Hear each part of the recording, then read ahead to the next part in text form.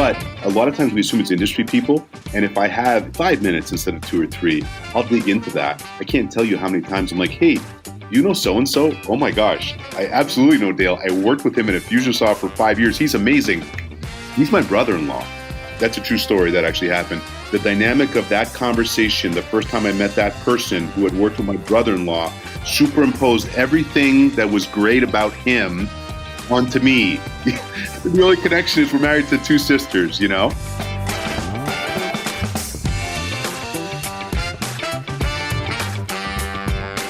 Hi, friends. Welcome to the Sales Enablement Podcast. I'm your host, Andy Paul. That was Nick Capozzi, and Nick is the VP of Sales at Smile Virtual, and he's the founder of SalesPitching. And in today's conversation, Nick and I start off with him sharing his experiences about spending 10 years living on a cruise ship, working in a sales position. Yeah, in a sales position on a cruise ship. It's a fascinating story. Then we move on to talk about the main topic of the day, how to get better at presenting yourself on video, and really in a video message. And it starts with developing a comfortable on-camera persona, and Nick shares some tips on doing that. And then we get into some real practical takeaways about how to eliminate crutch words and negative words from your vocabulary in video messages. And then you want to make sure you hear Nick's tips on how to build rapport via video in just 3 words. Okay, all of this and much, much more. Before we get to Nick, I want to remind you to subscribe to this podcast wherever you listen to it. And if you subscribe, we'd certainly appreciate it if you could also give us your feedback about how we're doing in the form of a review. So thank you. All right, let's jump into it. All right, Nick, welcome to the show. Great to be here, Andy. Thanks for having me. I'm excited. Yeah, so what's it say over your shoulder there? Well, I'm actually in a co-working space. Oh, you are? Yeah, right now I am. I'm not in my studio. I'm usually at either my studio at home or in this co-working space because at Smile Virtual, we're about to move into a new building. So today's actually moving day. It's pretty exciting around So you guys are back in the office. Oh, this is Arizona, sir. We've been back in the office since forever. Since March of 2020. It feels that way. No, we've definitely been... Well, I've been here for 6 weeks now with Smile Virtual, and we've been in the office the whole time. So, you've only been at the company 6 weeks. Yes, sir. So, what do you do? Smile Virtual. I'm the VP of Sales here, and what we do is we do virtual consultations. So we have a platform, and we help dentists set up virtual consultations. So there's a lot of It's funny because I talk to dentists all day about sales cycle, which is really interesting. Interesting, yeah. It is. And, real quick, when you're coming in for cosmetic, they have about a 30% close rate. And that's because most of them are qualified. So our product allows the dentist in a couple minutes to help qualify the patient, especially on these, cosmetic procedures, which can be $8,000 to $80,000. And not covered by insurance. Exactly. And so the close rate goes from about 30% to about 90%. So it's an incredibly effective tool. So what's the thing that's making the difference? The difference is, there's twofold. From the patient point of view, it's really easy because we're installing a widget on the dentist's website. So typically, we're going to see about a 5% action rate in the dental industry. So if someone goes to andypauldentistry.com, 5% chance they'll pick up the phone and call. With the widget, they actually click through on that 17% of the time. And basically what it does, we allow them to upload their smile, and the doctor doesn't diagnose, but just has a quick look and gives an idea of what's possible and a ballpark of price.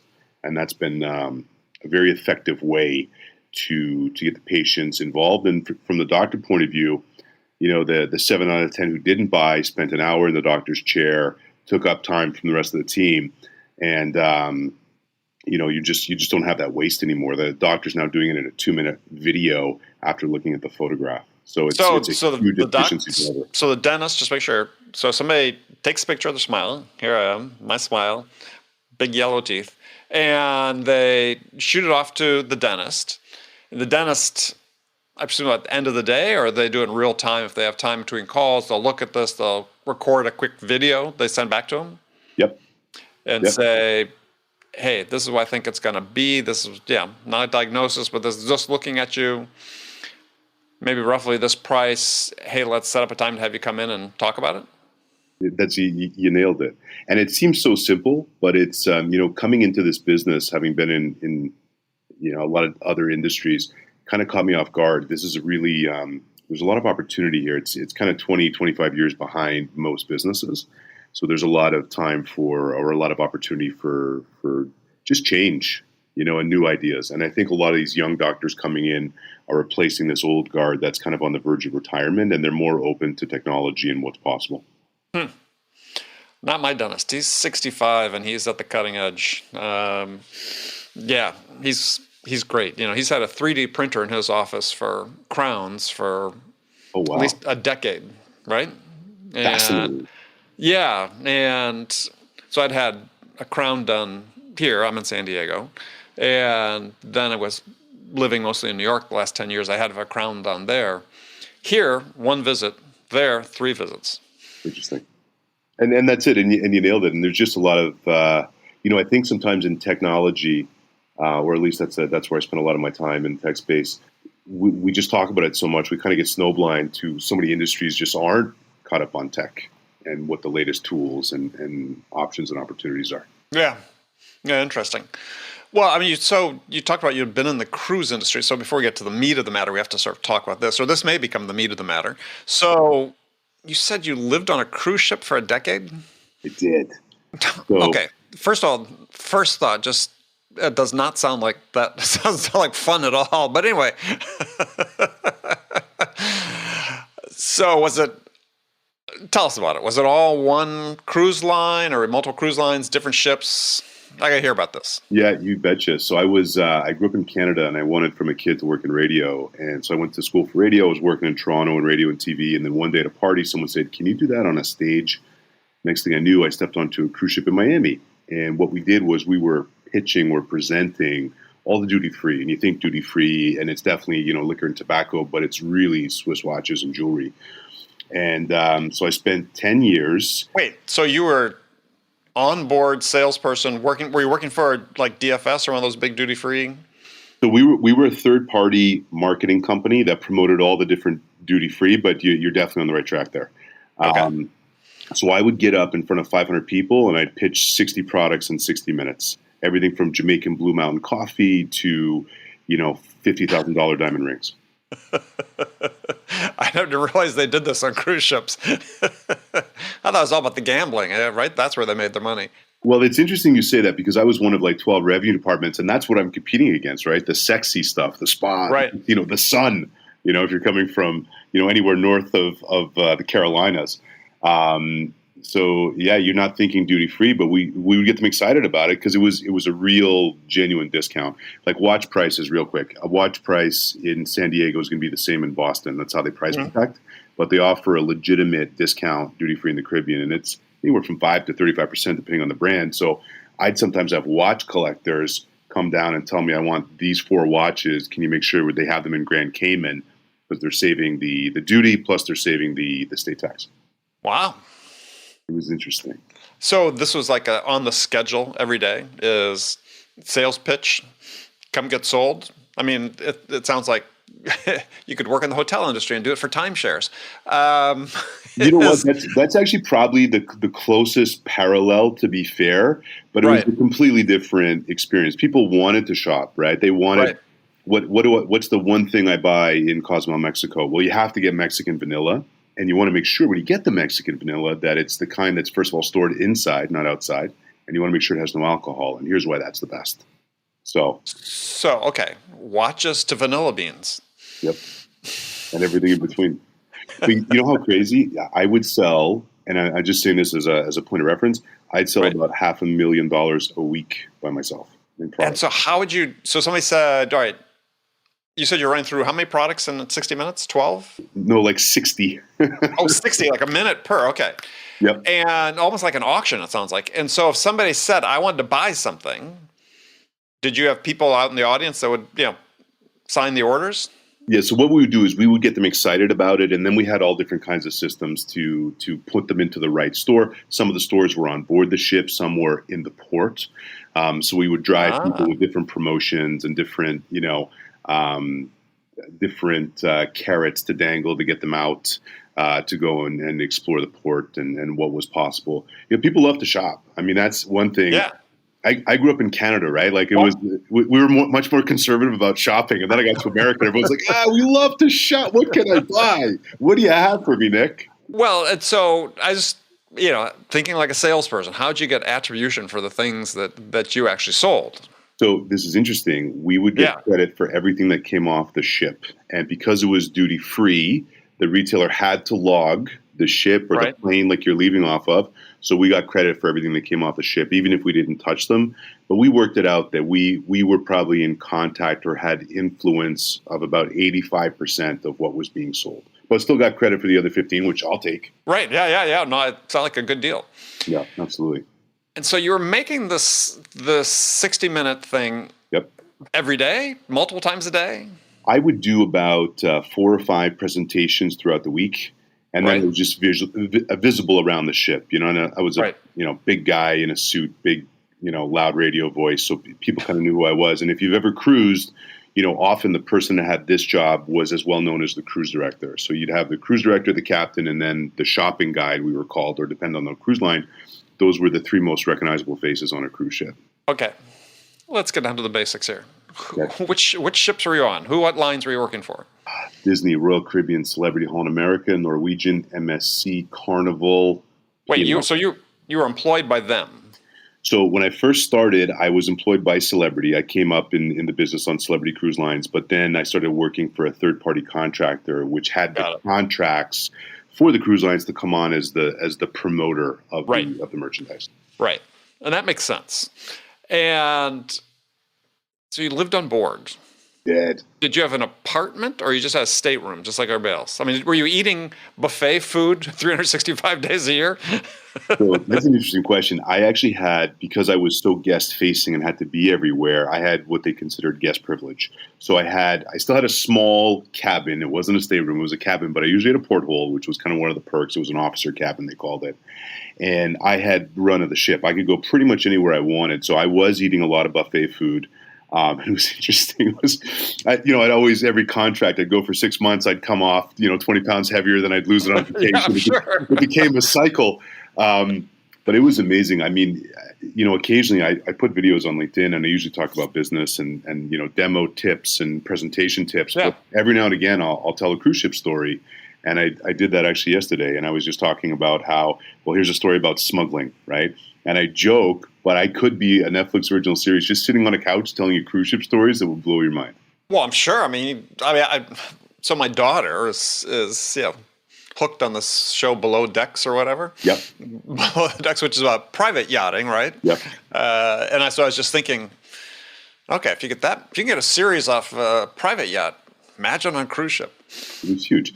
So you'd have, I'll paint a picture, 4,000 guests. Yeah, well, tell us one of the stories. 4,000 guests, 1,200 crew. Every ship has a morgue and a prison. So I'll tell you a quick story. And this is the one I actually did in the video yesterday. But we were in Miami, and I saw the 3 heads of security kind of suiting up in scuba gear on embarkation day, and I thought that's weird.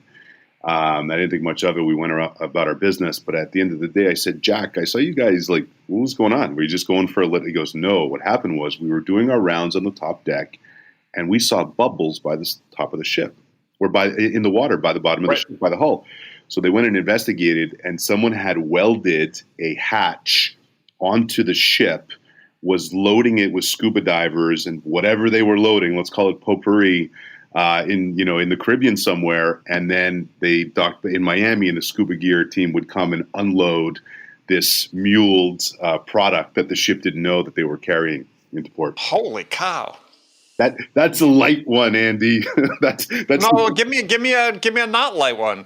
Oh my God! Well, I mean, what do you want? You want murder? Do you want smuggling? Do you want? Oh, sure. Take a selection. I mean, this is interesting stuff. How often, as part of your sales career? I mean, I've started this series I've been writing. I haven't published them yet, but about things that can happen on a Zoom call. Right. About sales career, right? Early in my career, I left a customer's office, and I was sales manager, newly minted, but with my salesperson. And we were in the East Bay Area, the San Francisco Bay Area. Yeah. And we're getting ready to get into the car outside the customer's office in sort of this warehouse district. and a shot rang out and hit the car that we're getting into. And I was like, That's crazy. My first reaction was, didn't think the call went that badly. But, so, yeah, I mean, yours fits in that category. Things that won't happen on a Zoom call. That's super interesting. Okay, cruise ship story. That's appropriate. Well, here's an interesting one. I wasn't on this ship, but this was all over the news about 4 years ago. A guest on a Royal Caribbean ship. Well, let me give you a little background. To save fuel, or to be the most fuel efficient as possible, these hundreds and hundreds of thousands of tons of ships are on the same route to the millimeter. So if I'm going from Grand Cayman to Cozumel, you do not divert off that course because it's the most fuel efficient.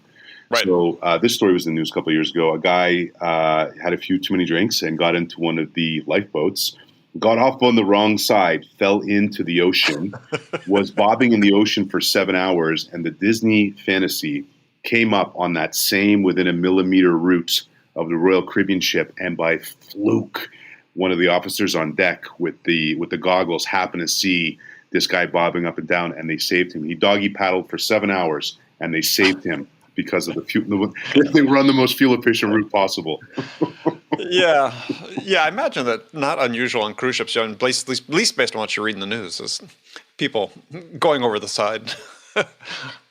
Newlyweds is a famous one, right? Yeah, there's newlyweds. Well, that's interesting too, is just like all the, it was so international, the crew, and you would just see all these people who were, from this one country, and now you had all these people coupling off and getting married, and all my friends from Canada that also worked on ships came home with Swedish partners or South African partners, and it was just watching this international kind of, Sure. mosaic. It was fascinating. Growing up in Canada, it was so multicultural, but then living it every day and having literally 150 different cultures and countries represented at a 1,200 crew.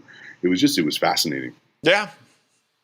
I'm sure if you're young and single, lots of interesting stories. So. It was a good time. I'm trying to keep it PG-13 for you. Yeah, I know. Well, that's good. That's good. All right. Well, that sounds fascinating. So were you ever on one of the super big cruise ships? Oh yeah, that's where I was. Yeah. The bigger the ship. So I was, it was sales, right? So I was, if I was one of the top producers, I was on the biggest ship, and I was in the Caribbean. So the Caribbean in the winter and Alaska in the summer were the key places to be if you were in sales. People think, oh, Nick, you traveled the world all these years. No. Well, you were inside. You were inside. I was in the Caribbean and I was in Alaska. But it's amazing. It was such a great experience, and it was really cool. And what was interesting was, what I realized as I kind of got into the B2B space was how B2C I was, because what's more B2C than this? And then I kind of fluked into technology and sitting in on demos and watching people pivot right to the agenda. And I'm like, where are you from? Where are you visiting us from? Well, we're gonna get into that, because I didn't have 10 years doing it. I had months selling women's shoes when I was in high school. Interesting. But yeah, it taught me a lot about the value of being able to connect with someone, right? Which is something certainly you're talking about, and you had to in that domain when you're on board. But it's something also you've talked about in your videos that you're posting online, good videos people should watch, because I think that there's so many people, and this is people who listen to the show. This is one of my rants, right? Is it's like they're trying to legislate this human connection out of business, and out of existence. And the fact is, you can't get around it, right? And you certainly lived that in your years and your cruise ship selling. That's one of the value, I think, if you're doing B2C selling, actually, is that you actually have to do that in a very compressed period of time. Right. And it's a great lesson for B2B sellers who tend to think that, the small talk, the other things just aren't important when they are vitally important. No, you're 100% right. Absolutely. And, one of the things I always do now is I will always spend 2 or 3 minutes going through someone's LinkedIn profile. Just looking for these little Easter eggs, these little nuggets of gold that you're not expecting, right? Yeah. And I think what's interesting is that oftentimes I won't use it, but when I do, when there's dead air or when there's a Mm-hmm. mutual connection that you don't think is a mutual connection. I'll never forget, I took on a client and they were in the financial space, and we were waiting for a demo to start, and there was 8 people on their side and 6 on ours. So you had Mm-hmm. 14 people in the room, and there was 6 minutes of dead air. And, as a radio guy, to me, there's no bigger sin, but it was just an opportunity missed to just have a dialogue going, setting the tone, setting the energy, being positive, Oh, hey, Jane, look, it looks like it's raining where you're at. Where are you? Oh, you're in Florida? Oh, man, let me tell you, Florida, 3 times a day it rains. Holy cow, how do you put up with that? Just, it seems small, but it's that, people buy from people they like. And I think the other opportunity missed is people like people who like them. So absolutely. And this is Robert Cialdini talked about it in his book, Persuasion, that research has shown that people more likely to buy from people who they believe like them. Yes, so go ahead. Interesting. I didn't know that, but now I'm buying that book. Yeah. But so, the idea behind that is if I've taken a few minutes to kind of get to know you, even by perusing your LinkedIn profile, the assumption, I'm relational. For me, it's a very natural thing. I thrived on cruise ships because it was easy for me because it's how I'm wired. So, it's easy for me to kind of port that over to what I do now. But when you find something and they're like, wait a minute, how did you know I was a certified minor league hockey coach? I'm like, well, it was in your LinkedIn profile, and I've had conversations that started about hockey, on a first call, and 25 minutes later, it's all we've talked about is hockey, and they're like, what's next steps, right? Yeah, so it's so interesting because I'm glad you brought that up because, as I said, you'll see on LinkedIn somebody post, well, last week it was customers don't want relationships in sales. So it's like, because if they use the word relationship, they think they're talking about a friendship, right? Right. And they have a hard time separating the two. And you don't need to be friends. You just, be pleasant, right? Sure. I mean, you make that connection. You show an interest in somebody. Ask a question about them, something they're interested in. In your case, you spent 25 minutes doing it. I've had those in my career too. Led to good things. Some didn't, but you sort of read the room, right? If the customer is ready to move, you don't do 25 minutes, you do 2 minutes. It's like folks think there's this all or nothing thing. And it's like, no, use your judgment, use your intuition, use your gut to tell you what should I be doing in this instance in order to form a connection with this other human. 100%. And I think, the way I've laid it out for people, I'm trying to get a champion on their side. If I'm selling widgets and I'm one of 10 companies selling widgets and they're all kind of the same, if I can, really build a relationship quickly with someone on that end who's looking at all the widget manufacturers, maybe I can get into the top 3 or top 4 just after that first conversation because everything's so similar. Absolutely. Right? Yeah. Well, I tried to be the top one, right? I tried to say, look, my goal of this initial interaction is I want to eliminate your desire to go talk to anybody else or eliminate your need, your felt need to go talk to anyone else. I called that, I want to take that prospect off the street. Didn't mean I got the order, but I wanted to show enough in that first call, make that connection, make them want to be interested in what I'm doing, that it took away some of their incentive to talk to other people. Yeah. So at least I'm in the top 3, as you said, and maybe I'm number 1. But I think people don't think that, right? They're thinking, let me just make sure I say everything. And there's also, as a radio guy, the overload of speak that people have because they're so afraid to miss the key phrase or the right word. Whereas, again, when I had to pitch 60 products in 60 minutes, I had to get efficient real fast, right? So how do I'm glad I didn't have to do that. Well, I lived on thesaurus.com because I'm like, first of all... Well, you keep talking about it in your videos. Yeah, obviously you like it. Yeah, I mean, but it's great because, what's interesting is that so many of these products were similar. Again, all the widgets are similar, right? So if everything's amazing and fantastic and all those same words, they don't resonate, they fall flat, right? So how can you find a better word or a better way to explain it? And I think it's just interesting. People just don't assess what they do, in my experience. And I think another huge opportunity that's missed, which is something that I preach. Anyone who's ever worked under me knows this. you need to watch your tape. And I guess I'm dating myself by saying tape, but this is what we did on a cruise ship. People would get off. It's a generic thing. Okay, perfect. They'd get off in Puerto Rico 20 years ago, and they'd have to FedEx me the presentation they did. And I'd be waiting in Miami, and I'd watch the presentation and break it down. But the ones I realized early on who got traction were the ones who would watch their own tape before there was a week turnaround for me to actually critique it. Yep. Which you can do these days, if you're using a tool like RingDNA's conversational AI, you're recording your calls, and exactly AI is analyzing and help you. You could signal a coach that you need coaching. You have this ability to listen to what you're doing and have someone coach you on it in real time. 100%.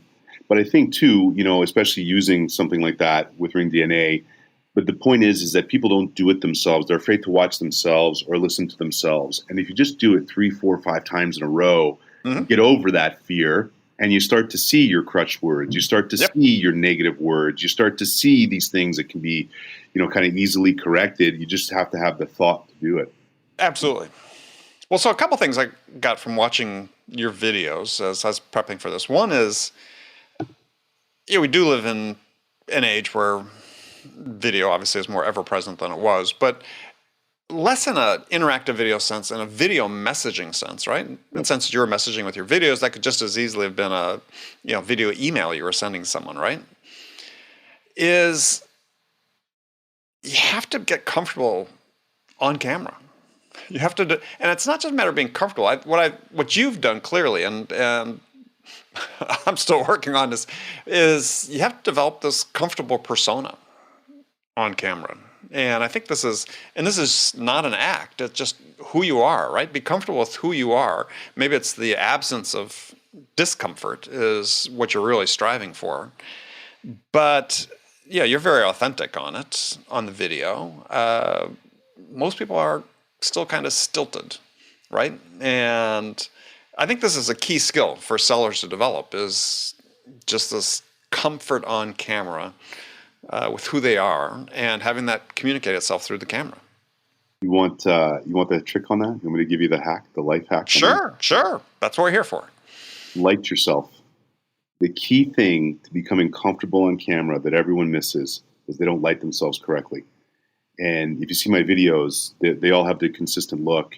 And all I have is 2 $35 softbox lights, and I have a $38 webcam. But the webcam makes me look way better than I look. And the lighting makes me look way better than I look, frankly. But if you feel subconsciously that you look good, you're going to present a lot better. It's amazing how that happens. It's not how you feel that's important, it's how you look. Billy Crystal routine, yes. And darling, you look marvelous, yes. But it's I really believe that, And again, I was coaching all these live stage presenters, right? And it's what I learned just from, it's poorly lit, I can hardly see the person, or and even the colors that we would critique, the colors they would wear on stage. Did it work with, and not from a fashion point of view, from a you're an ant on a screen and I'm sitting 30, 40 rows behind you. How do I focus on you? How do I pay attention? Your movement. And I think once you do, elevate your look a little bit, which is so easy. I mean, it's like $150 worth of equipment. It's just the right equipment. And if you don't have a light, just go in front of natural lighting. Go shoot a video in front of a window on a sunny day. And look at how different you will perceive yourself as looking based on that good lighting. Well, to your point, it's inexpensive, right? Yep. I mean, I used to have box lights. I've got digital lights here, but maybe $100 worth, and there you are. But it works. It works. And then practice, right? Just practice. I mean, just if you want to get comfortable on video, there's nothing that beats practice. And then, to your point, watching yourself. And also, I was just actually doing a video training series for a company, and one of the things that I was really focused on in there is that just press send. Just press send. Oh, that's the other thing, right? Because I agree. You'll do it 10 times, 15 times, and then you're getting lost in things you shouldn't get lost in. But just shoot the 10-second, 15-second, 30-second video and click send, and just detach yourself from it. And it's very freeing when you do that. And it just gets into the rhythm. Watch it later. Yeah, 100%. Yeah, I had to get in that habit of just, yeah. Because I could, my wife gives me a hard time because it's painful for her to watch me write an email when we're sitting on the couch next to each other. She's like, just hit send. Just hit send. It's like, okay, I guess I can stop wordsmithing it. But it's the same thing with video, right? The temptation is to, let me see that. That could be a little bit better this time. It's like, no, just hit send. And people expect you to be human, right? And then when you're human, they're like, well, now I'm dealing with a human. Yep. Like, so I'll tell you this one, I've used video in a lot of different places in the sales cycle, but what I never did until about 3 weeks ago, and I'll give credit to Zoe Hartfield, who is now with Dooley. She did a video on this, and it was a quick 15-second video to hold a meeting, right? Hey, Andy, I'm super excited to talk to you tomorrow at 2 o'clock Pacific. If you have any questions in advance, just go ahead and put them in this email. I'll make sure I cover them in the demo. Mm-hmm. In 3 weeks of doing that here, we went from a 48% hold rate on meetings to small sample size, but we're almost at 80%. Yield is everything, right? Right. I mean, not enough sales organizations measure yield on like demos and other meetings set. It's a vital statistic.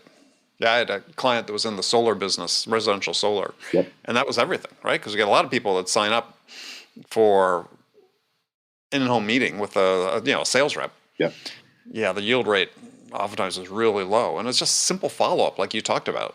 Yeah, I'm going to send a video email previous day. Yeah, if you have any questions, drop them here in this email and you respond, and I'll make sure I cover them in the meeting.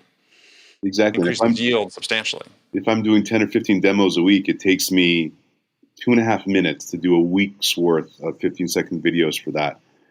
And what's interesting is the ones who watch it, because I'll track it with you track, right? And the ones who watch, they show up.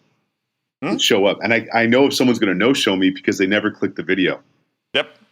So, but I find in video in general, when I'm sending video emails, I got a much higher open rate and response rate. Yeah, absolutely. And this is so simple, and I know you know this, but a lot of people don't realize, put personal video in brackets in the subject line, something to make them understand that it's authentic and genuine. When I connect with someone new on LinkedIn, I'll send a video that'll populate with a thumbnail, and I'm always really careful to word it and say, this isn't generic, this is a true hello from me to you, so that they know it's for Andy, right? Well, and I think there's things you can do, like Ethan Butte from BombBomb always talks about, you have a little personal whiteboard and you write the person's name on it and hold it up. So in the thumbnail, it says, hey, Nick. Right. Well, you know what? Here's the problem with that, though. Now, what's happened is that people have figured out a digital way to change that name. But there's still something to that 5, 6, 7, 8 words, true hello, the genuineness of it, right? It elevates it, and the click-through rate is just so much higher. Yeah. All right, let's take something off the video messaging for a second. But you had brought this up earlier about, best opening line to build rapport, right? Or what's the best question you can ask? And when I was watching your video on that, I was sort of smiling because it's the same line that I use, the same question I use. And actually there was a study that someone pointed out to me about 2 years ago, I'd have to dig it up, that found that actually this is the best opening question to ask somebody based on a study they had done. So tell us about that, what you use. So what I would do on embarkation day, so that's when everyone's leaving the ship and all the new guests are coming on, that was as close as kind of my department would have to a day off. Or I couldn't be in my cabin all day, my little tiny, not stateroom cabin. Yeah. So I'd just hang out on the gangway, and I would just ask everyone as they were coming up the gangway, welcome aboard, where are you visiting from? And for me, it was interesting because, in Canada, I guess what I realized when I was dealing with Americans every single day and watching people coming up, like a whole family, all wearing like University of Wisconsin sweatshirts. Easy now, I'm from Madison, but go ahead, yes. I just wanted to give you the heads up in case you were going there, but yeah. Go Badgers. Yeah. But I wasn't used to that. Like if you went to a hockey game, I'd see, okay, everyone wearing a Montreal Canadiens jersey, but it's not something you saw every day. So I was like, I'm 22 years old. I'm like, this is so fascinating, right? Everything I learned about U.S. geography came from, SEC football. Sweatshirts. Yeah. Right? And what I realized very quickly was that, and I'm painting with a broad brush, but a lot of guests that I dealt with who were from the U.S., after themselves and their friends and family, what they loved to talk about was where they were from. And there's, every country has tribalism, but I especially see it in the sports and the colleges, Right. Forget the Golden Gophers, right, Andy? I mean, they're terrible. Minnesota, no, thank you. Go Badgers. Yes. And people just, I couldn't get them to stop. All they wanted to do then was start to talk. And what I did was I built up a database. I'm a big food guy. So, someone would come up and say, hey, I'm from New Mexico. I'm like, how does the rest of the country not know about Hatch green chilies? And they were like, or green chili cheeseburgers. Right. But if you're from New Mexico and someone says that to you, you're like, who are you? Who's this guy? Yeah. You're my new friend. You're my new beacon. You're my new North Star. I don't know anyone else on this ship, but I like you because you like me. Yeah. Right. Dave's in Santa Fe. So what I would teach people, a lot of the people that worked for me were from Belgrade and from India. And I would say, find something you like to talk about and then just ask. And the guy from India said to me, like, what am I going to say to someone? I'm like, what's the one thing I got to eat? So literally we had that conversation. An hour later, he comes running up to me all excited. He's like, Nick, I met a couple. They were from Mississippi. I said, what's the one thing I got to eat there? I'm a big food guy. They said, you have to have catfish and hush puppies. He said, oh my gosh. He said, now I had a conversation and now I had new friends and right. Whether they bought or not, I don't remember at that time. But the point was that I told him, I said, now Brisbane, build your own database. Now you know that about Mississippi. There's only 50 states, right? And I tell people all the time, you're selling into 20, 25 major U.S. cities. What do you know about Denver? What do you know about Boston? Google Boston and news, before you get on oh, wow, you guys had a big snowstorm yesterday. Did the kids miss school? No? Oh, gosh. Okay. It's like we're twins from a different mother or something. I mean, well, I'm not as handsome, Andy, but I'm with you. I don't know about that. You got the voice, though. So, but that's exactly right. Is people always sort of talk down the weather question, right? Right. And it's like, actually, the reason the weather is such a great question is because we've all shared a common experience around it. And the same thing is like, if you talk to somebody in Boston, they're having a snow day. What you say is, not hey, how the weather's out there. Oh, snow day. I mean, I remember when I was a kid. What was your favorite thing to do as a snow day when you were a kid? Right. That's a weather question. You're gonna be into a conversation and have a bond with this person or the possibility of a bond that's you wouldn't have had otherwise. So if you put it in their terms, right, just as you did, I think the weather's a great thing to ask about. I love the weather question. I look ahead of time, right? I use the resources that are available, weather.com or whatever, and I'll find out what's going on with them. 100%, And if it's, there's all different, like even if I look at your LinkedIn profile, right, and I see you went to Stanford and it's football season, I might take a shot on hey, you're going to watch a game on Saturday? You might have no interest in football, but if you do, right, we get 90 seconds, 2 minutes on that tangent, right? Changes the dynamic of the whole conversation. And if not, or I get stonewalled, no problem. Let's pivot right to the agenda, right? Yeah. But I'll at least dangle the line in the water and see if anything's biting. I'm a huge soccer fan, and I follow soccer, European soccer a lot, North American soccer. But yeah, I've made so many great connections in Europe with people just looking at where they're from and dangling that question. Oh, are you a supporter of Liverpool? Are you a supporter of, today with a guy back and forth, we probably spent 15 minutes messaging on LinkedIn about AC Milan. I mean, it's like, it's a great connection we've made. So I got to ask you first before you move on, who's your club? Who do you support? Liverpool. Long time Liverpool supporter. So it was nice to finally break the 30-year schneid last year, winning the title. Although no fans were there, but still. Have you been to a game in the UK? Like, have you been to a game in Liverpool? I've been one Premier League game at Selhurst Park, Crystal Palace. So Anfield's still on the list, yes. So I've done a lot of things. I have not been to a Premier League game. That is absolutely going to happen. But I used to go when I was still in Toronto Toronto FC first came out. Yeah, BMO Field, yeah. Yep, and what a crowd, and it was so entertaining, and the way the stadium was set up, having the skyline and these drums being, and see, Andy, that's what we just did. We just started talking about soccer for 90 seconds just off the line in the water. Yeah, I could do it 90 minutes. But I mean, I love the where are you from question on a business to business basis, because what it does is it sets up, and people think it's so basic, but it works so well, is the answer could go one of two ways, right? Where are you from? Somebody could answer, well, I'm from Toronto. Or they could say, well, yeah, before this job, I worked at Accenture. Oh, suddenly you have this path, right? If somebody gives you that answer and you can't come up with an interesting follow-up question about Toronto, or, somebody worked at Accenture, oh, God, they work on such interesting things there. What project were you working on, right? It's just this bifurcated opportunity to engage somebody. And it is so effective, and people want to dismiss these as a waste of time. You do it at your peril.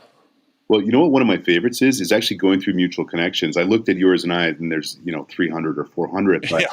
But a lot of times we assume it's industry people, and if I have 5 minutes instead of 2 or 3, I'll dig into that. I can't tell you how many times I'm like, hey, do you know so-and-so? Oh my gosh, I absolutely know Dale. I worked with him at Infusionsoft for 5 years. He's amazing. Right. He's my brother-in-law. The dynamic, that's a true story that actually happened. The dynamic of that conversation, the first time I met that person who had worked with my brother-in-law, superimposed everything that was great about him onto me. And the only, aren't you lucky? The only connection is we're married to 2 sisters, Right. So it's just interesting when you actually take the time. Well, and that's really the key. And this is the thing that's so aggravating to me personally, is when people try to dismiss the importance of this human connection you make with somebody, is that it's never been easier to do that, right? Yeah. It used to be, we had to visit their office and see what was on their desk and see what was on their walls. And as someone told me the other day, it says, why do you think people have pictures of their families on their desks when they're in the office? Why? Conversation starters. Interesting.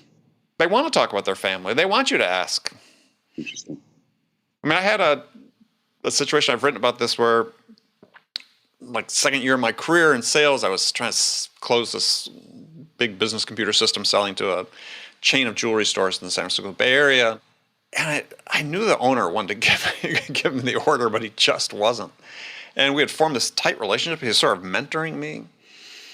But every time I thought we're going to close, it just sort of got put off.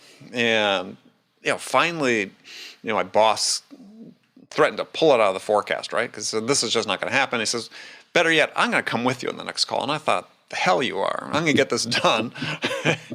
And so I go out and visit this guy, a gentleman who owned this chain of jewelry stores. And he brought me into his office again. And we're sitting there sort of looking at each other. And I'm looking at his desk, and he's got pictures of his grandkids in their soccer uniforms.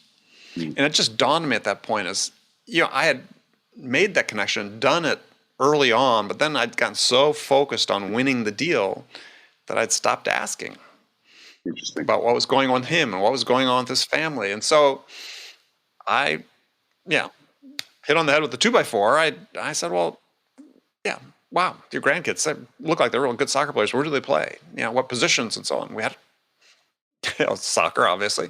But it was a 20-minute conversation about that. Yeah, he signed the order that day. Interesting. He was just waiting for me to go back to being a human again.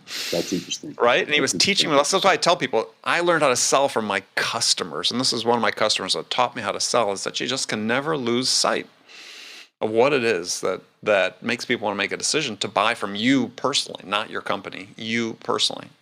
Well, you're so right. And I can't tell you how many times I've showed up unannounced and, hey, I just dropped off a box of donuts. Or, if I'm in town, where's the best cannolis in Chicago? Let me go grab a couple boxes. Hey, just dropping this off. My card's on top if you want to chat. See you later. Have a great day. Yep. Works real well. Works very well. All right, Nick. Fortunately, we got to jump off. It's been an absolute pleasure. We covered a lot of ground, and now I want to learn more. When we have another conversation, you and I want to learn more about the cruise ship stories, or write a book about them. That'd be an interesting sales book. Be a very interesting sales book. Yeah. Well, maybe we'll collaborate. Andy, because Andy, you'll never walk alone. That's right. Don't make me sing it. All right. So, Nick, if people want to connect with you, what's the best way to do it? LinkedIn. LinkedIn is my favorite medium. Right. And you've got, as I said, some good, your side hustle, videos from your side hustle there. And you tell us about your side hustle.